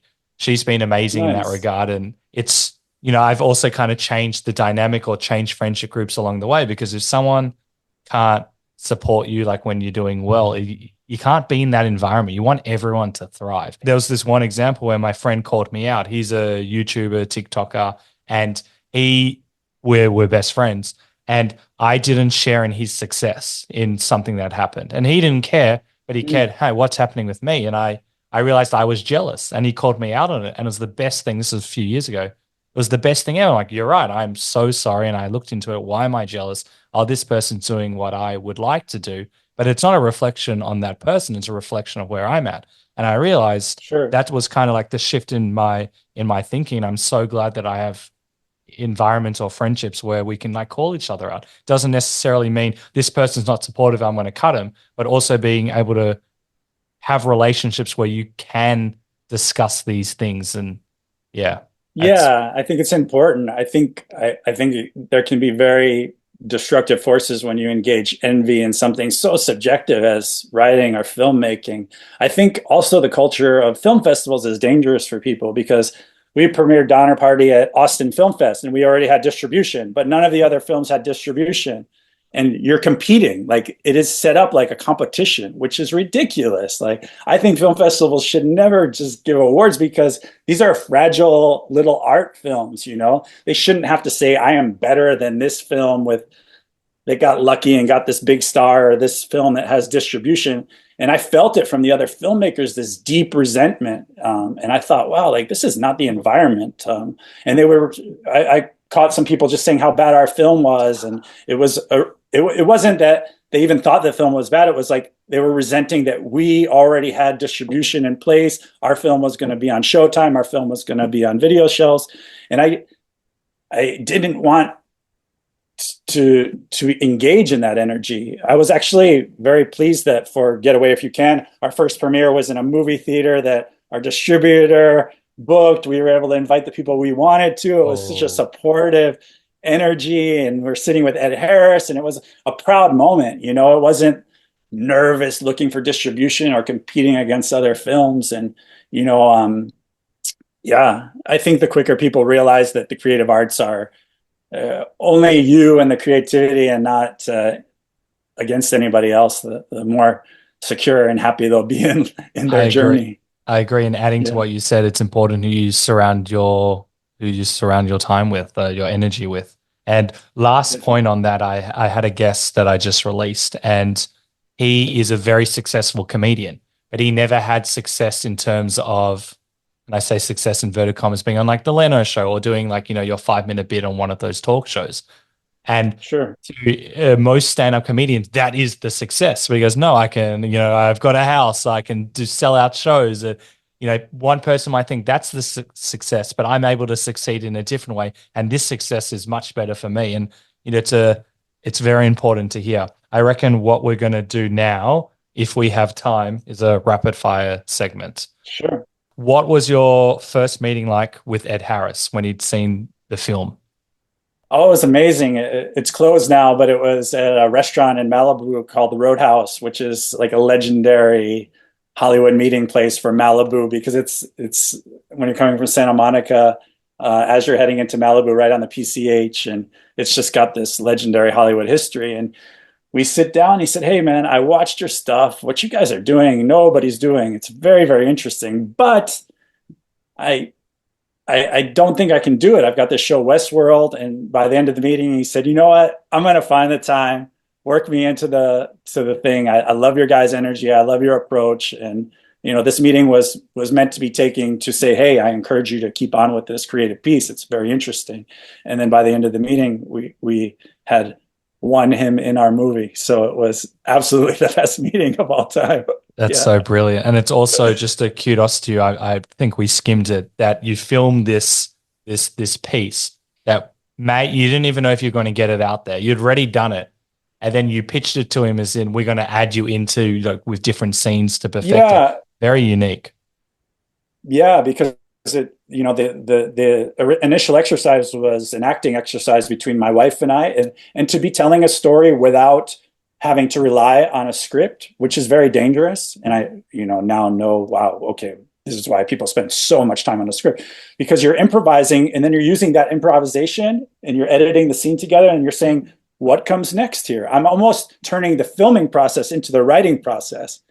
So there's a scene on the boat where this is the first thing we shot. This set the whole tone for the movie. If we had been more jovial or kidding around during this scene, it could have been a comedy. But because we were like serious on the boat and dealing with these problems that we were creating, it became a very dramatic story about love lost. And we let it take us there. And it was a really fascinating way to work. I can see I'll probably never work that way again, but I loved it because the filmmaking process, there were no wrong answers. Many times with a script, you try to interpret the script, but it's not coming out in life the way the script wants it to be. So it's so frustrating. You're like, wow, it was perfect on the page, but somehow it's not manifesting itself to the magic that was in the page. So you're very disappointed in the filming process. I found that so many times on the Donner Party. First of all, because we only had 12 days to shoot a script that needed 24, 30. But I would just have to let it go because we didn't have any time or money, and I didn't want that to be the case in this one. So there were no wrong answers. And that was a fascinating, fun way to work. No, it's amazing. You could go with the flow. It's natural. It's very unique. I love that. What is one thing Ed Harris taught you, whether it was acting, editing, the process, life, anything that springs to mind? Specifically, he taught me a great technique of acting is to improvise the scene right before you do the scene. So you're not just coming in cold. Like many times directors just say action, right? Very dramatic. And you're supposed to just go straight into a scene. But Ed likes to play out, even if it's in his head or a general back and forth between the actors mentally, the scene right before. So when you come into the scene, you come from a place of reality. I thought that was extremely helpful. I had never seen that before, and I do it all the time now. When you're thinking about scenes, yeah, that What was. I help? mean, he's just such a great actor. There's so many things I can think of, but that's one specific technique that I hadn't known before. I'm Yeah. very, very proud that you had that experience. What helped you move forward after Donner Party? Because, we'll have to do a part two, but you've talked about anger, frustration, desperation, shame. Was there anything, or was it time, or was it getting on and doing Get Away If You Can? Anything spring to mind? Yeah, what helped me move forward was seeing it release, seeing all that misery and hard work of myself and others, but still finding an audience. I thought, oh wow, like if a movie can go this bad, I mean, it sold to Showtime, which very few indies did, and got renewed for 3 years. Like when I saw that Blockbuster video shelf and it had as many copies as these huge Hollywood movies, and I thought, wow, like if you're just coming into the video store, you would never know that this was not a giant Hollywood movie. And I can't believe it. Like I'm shocked. And then it was an early streamer on Netflix, which now is a huge deal. At the time, and so it was cool that you could be depressed about the way the film creatively came out, but it still found an audience, and some people even gave it good reviews and liked the film. And it became a real tangible piece of work. I knew I didn't want to work that way on my next one, and Nice. that's why we're so avant-garde with Getaway If You Can. I wanted to really go super experimental and not be tied to so many of the conventions of good filmmaking, which are good things to learn, because they do put you on a foundation of success narratively with an Yep. audience. But I just wanted to just throw it all aside. So that's what Getaway If You Can became. So it And was, I guess, a reaction to that, And on the next one, I would love to do an audience-driven film. I would love to really embrace that process and think, how can I make someone who only sees one movie a month love this film, whatever it is? If I do a film, I'd like to get into that mindset for the next one. Yeah. I love your passion. And I hear, as someone that hasn't, operated in this space, that filming on a boat is meant to be one of the most challenging experiences in this space. How come? Just because everything is constantly moving. Our crew got completely sick. The first day, I wanted to start shooting right away on the boat because the waves were really big, and our DP, our editor, our assistant camera person just had sickness so bad that they couldn't even get out of bed. So for 3 days, we were contemplating turning back and abandoning the entire project because one of our crew members got so sick. So for me, we lost 3 days of filming.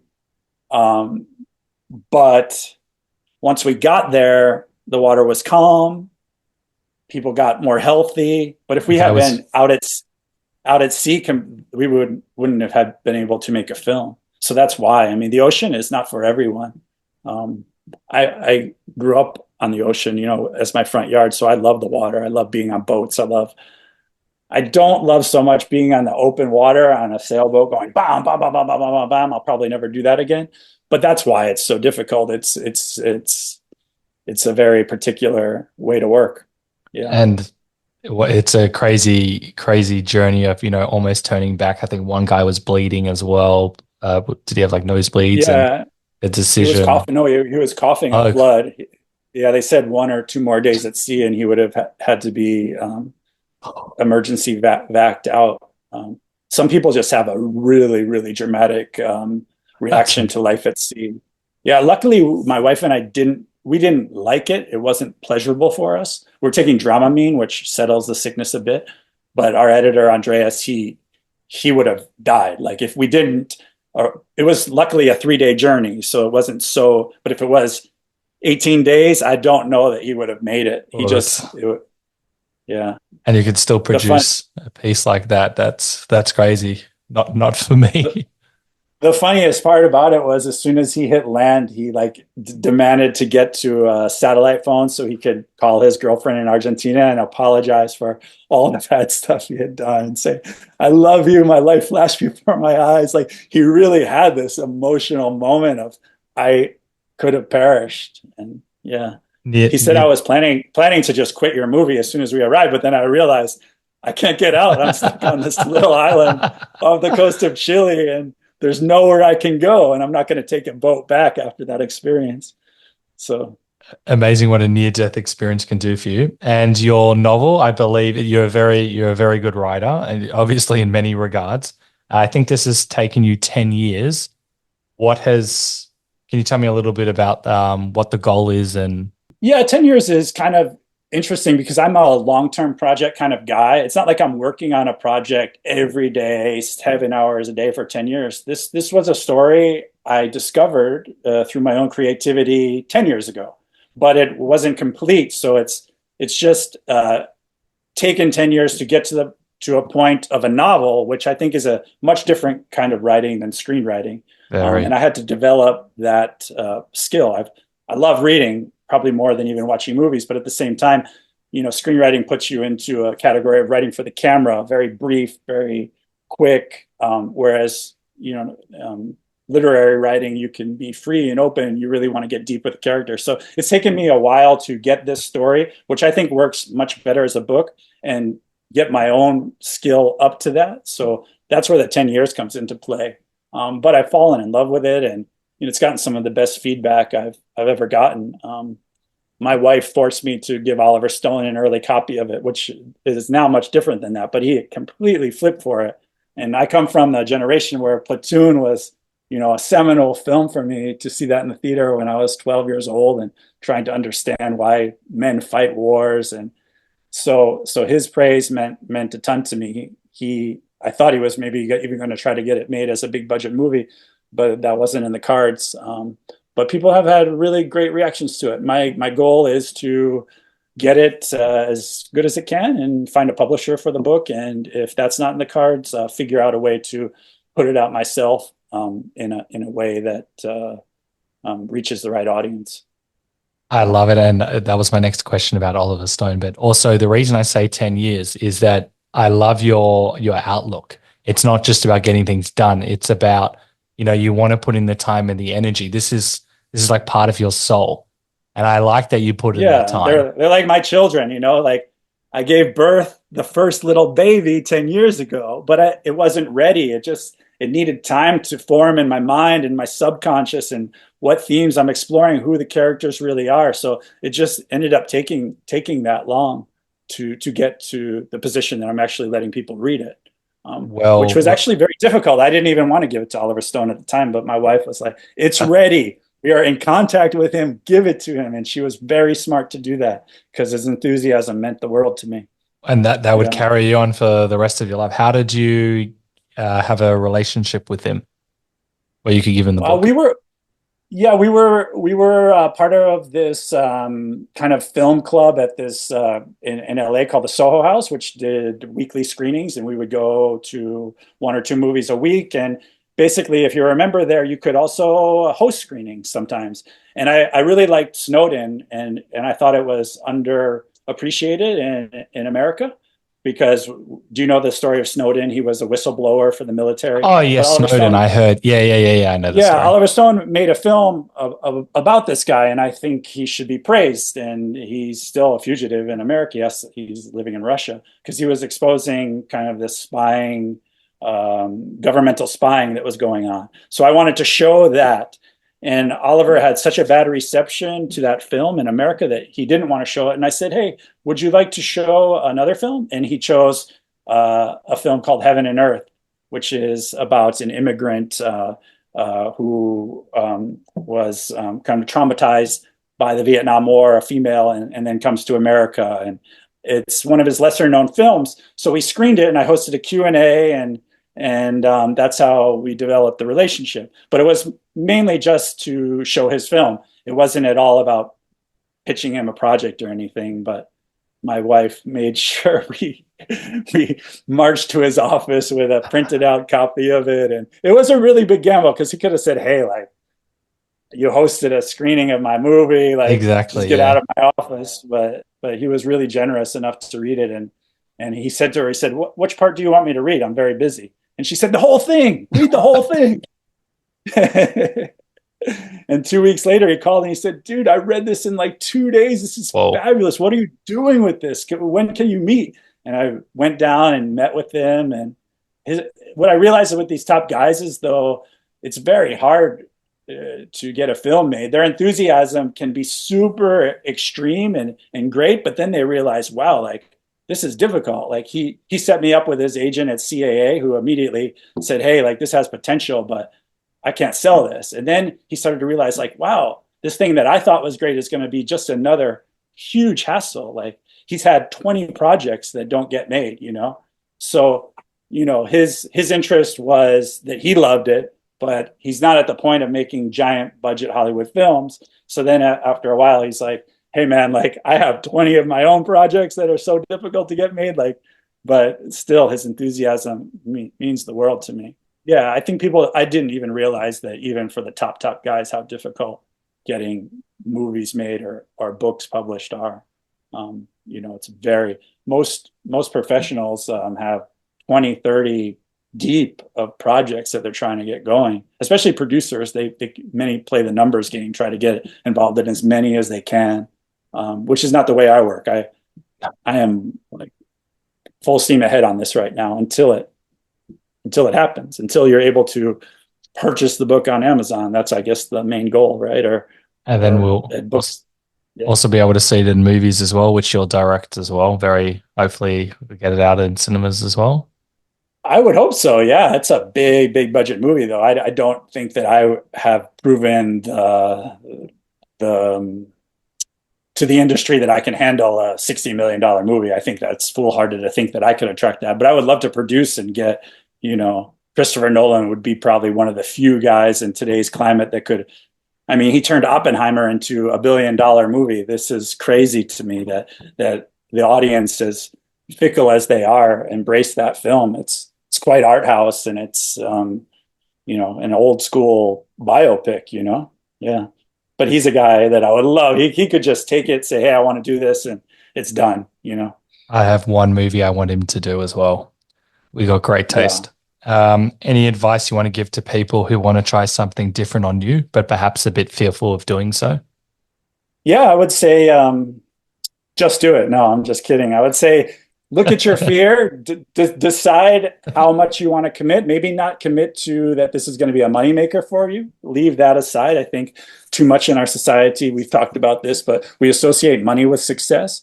So if it's a creative endeavor, just go at it with um, no parameters of needing to capitalize on it or make money. Just try to enjoy the art.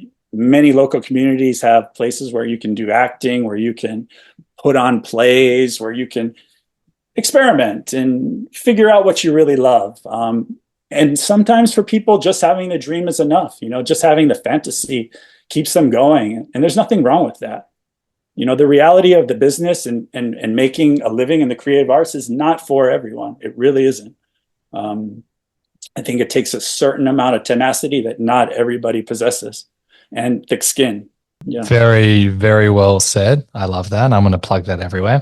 Last question before I ask how people can follow you and keep up to date with you and check out your movies and your book if you're releasing that. What is the one question I should have asked you? Um, because because you're so into the universe and these kind of connections we can't explain, you should ask me how I met my wife. I don't know this story because I saw the email exchanges of synchronicity and I love this stuff. Yeah. And you briefly spoke about the universe before. Please, please tell me. So my friend is an actor, and he used to have these Fourth of July parties in Venice, these giant block parties. And I came to one year. I had just quit drinking, so I was very lucid, very calm. It was a rocking, like total Australian type party with just guys drunk and going crazy. And I was just super calm and lucid. And I met this very cool woman, and she was on a date with one of these super drunk guys. And I was kind of saying, and I could tell the vibe wasn't great. So we were kind of into each other a little bit, but we never got a chance to exchange any information. So we talked a little bit, and I thought, oh wow, like how sad, she was on a date. I didn't want to be too forward, and it just. And about a week later, my friend, the guy who hosts the party, he said, "Dude, I don't know if this is a real thing, but my girlfriend is like making me call you. She thinks there's notes for you in the neighborhood." And I said, "What?" And he said, like little post-it notes. And I said, "What are you talking about?" And he took a picture of one, and it was like her voice. It was like, "I met this man. He is about 25. His name is TJ," because I was going by TJ. That's the nickname people would call me. I'm Terrence now. That's my real name. But he's about this age. He has very short hair, almost bald. And I could kind of see that it was written in an Argentine accent. And I remembered her. And I thought, oh my God, like she left notes for me in the neighborhood. So I called and I said, "Hey, I have to go write this script in Alaska. I'm leaving tomorrow morning." I was writing this bear thriller that never got off the ground. But can you go out tonight? And she's like, "Yes." And I went and picked her up. We had a wonderful night. Amazing. Wow. Like it just totally hit it off. And I have to go write this bear script in Alaska, right? So she lived in New York City. She was only visiting that weekend. As fate would have it, when I come back to Venice, I've been waiting on this beach pad to open up. And she had taken a summer rental directly across the street. So I come back from this Alaskan trip, and of all the places she could have been in Los Angeles, she had no idea where I lived or anything, directly across the street from me. So it was just like we immediately engaged. We've been together now almost 15 years. We just immediately went into full relationship beauty. And it was really one of these things that it felt like the universe somehow orchestrated this. It was completely fascinating and amazing and a gift. Beyond brilliant. Does that, geez, okay, we're going to have to do 8 parts, but I'll just ask one question. Does that change your perspective on the world, your worldview? Does that change? Because there's so many parts to this. Like, did she even know that you were in the street? Like, no, she didn't know anything because I didn't even know I would get that apartment when I returned. It was a rental that was quite cheap right on the beach of Venice that I had known the people, and I knew one of the people were going to leave. So I was on the list of, if this guy leaves, you're going to get this apartment. So there was no, it could have been Venice 5 miles away or 2 miles. Such a small area. And I could just see the house. So we were directly across the street. So it was like, wow, I'm back. The script is written. Like, there you are, like amazing. And it was such synchronicity. It was quite amazing. But for her to even have the guts to realize that on this brief connection, I'm going to leave notes in the neighborhood. I thought that was incredibly brave. And she took a huge risk not knowing that these notes would ever find their way to me. She's a master manifester. Yeah, but I hesitate to say that the universe is this like thinking being that's like orchestrating this, because there are so many people living in poverty and are born right into war. Why is the universe not helping these poor souls before me? So I hesitate to take a giant leap, but I do think humans have this kind of connection somehow. I think it also happened with Ed Harris somehow. Like, we just kind of put out this energy, and I don't think science has really figured out the depth of telepathy and energy transfers. I think there's a lot to be said for that, because it's happened many times in my life that when you're giving off a certain energy or trying to attract something, it can come back. I think there must be some kind of scientific root to it, but it just hasn't been figured out yet. I agree 1,000%. One of my scripts is exactly what you've just said. And it's like when you know someone's calling you. You haven't spoken to that person. You're like, oh, that's totally. So-and-so. How do you explain that? I agree. That is, I could speak to you for another. strings theory stuff, and they're noticing that you can affect an atom here. The physics is really fascinating. Twins have experienced this a lot. There's lots of reports of twins knowing across the world what's going on with their twin. Very interesting stuff. I think there was a monkey experiment as well. I don't remember it exactly, so people can Google it. Where, Yeah, I've heard of this one. Yeah. is it with the banana? Yeah. So the two different islands of monkeys, and they were just observing the monkeys. They taught the monkeys how to, peel the bananas, and then they looked at the other island, and the monkeys knew how to peel the bananas, and they didn't know how to do it before. Mind blowing Yeah, that's the stuff. one. I love consciousness. It's brilliant. I think this has been the longest podcast I've had for the year, which is a credit to you. I've very much enjoyed this. Before we go, how can people follow you, keep up to date with you, and check out all your cool stuff? I'm not huge on social media, but I do post every now and then on at sharpreef. Like I had looked for when I was playing online poker, I looked for two words that nobody else had, and I decided on sharpreef. So I made it my handle there as well. And I do stories every now and then. I try to keep the big stuff on there, so when the book comes out, for sure I'll do a post. But I don't. It's not a diary. I don't enjoy putting every little minutia of my life out there for a display. But if that's people's bag, that's cool too. And Getaway, if you can, how can people check that out? Well, in the US, it's available on Amazon, Apple. It's free on Tubi right now. We're in a 1-year deal with them, and hopefully in Australia soon. I know we're in talks with Stan, and I hope that ends up going through. And just keep an eye on it. I know with a VPN you can watch it. I don't know how legal that is or that, but many people internationally have gotten a VPN and they can find it that way. Awesome. Yeah. Oh, okay, this is brilliant. A huge credit to you. And I'm not just saying this is one of the longest podcasts. In fact, it is probably the longest podcast of the year. Credit to you. You have a contagious energy and a very forward moving outlook. And this has been amazing. So thank you so much. Cool, man. Great luck with your own scripts and your own creative journey. I appreciate it. I love how Terrence talks about his mother and how that you can still be an artist, creative, etc., but you don't necessarily need to do it in front of thousands of people.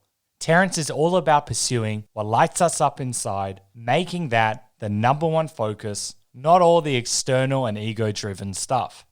I love this because often in life, we can define success, joy, and happiness by external validation. Terrence, on the other hand, encourages us to take a step back and do something that you love. So I'll leave you with this epic quote. It is not how much we have, but how much we enjoy that makes happiness. Charles Spurgeon. Thank you for listening to the Funny and Failure podcast, exploring the deeper side of comedy.